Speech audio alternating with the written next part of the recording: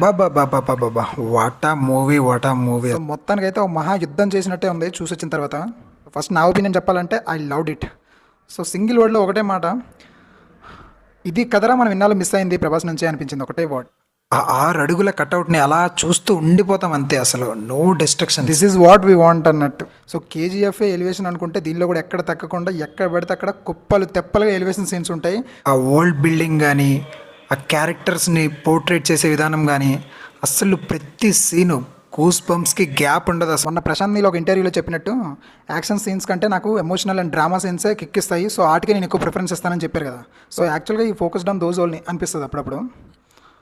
But ఓవరాల్గా మాత్రం full meals తిన్నంత ఫీలింగ్ వచ్చేసింది. సో కొట్టారు భయ్యా, కొట్టారు. డార్లింగ్ ఈసారి చాలా గట్టిగానే కొట్టారు. ఇక వేరే ఏ డౌట్స్ పెట్టుకోకుండా హ్యాపీగా వెళ్ళి చూసేసి వచ్చేయచ్చు. 100% వర్తబుల్ మూవీ. మాస్ ఆడియన్స్కి అయితే మాత్రం అసలు రిపీటెడ్గా వెళ్తారు, కంపల్సరీగా రిపీటెడ్గా వెళ్ళే మూవీ అయితే. ఈ ఒక్క మూవీతో ముందు వచ్చిన ఫ్లాప్స్ అన్నీ మర్చిపోతాం ఈజీగా. సో నో డౌట్ అవన్నిటిని పక్కన పెట్టండి. సో ఇక్కడ నుంచి న్యూ జర్నీ స్టార్ట్ అవుతుంది. ఎక్స్పెక్టేషన్స్ని రీచ్ అయిందంటే 200% రీచ్ అయింది. So no doubt just 200% reach అయినట్టే. అండ్ ఆ క్లైమాక్స్లో ట్విస్ట్ అయితే మాత్రం మామూలుగా లేదు బ్రో. నేనైతే ఈగర్లీ వెయిటింగ్ ఫర్ సెకండ్.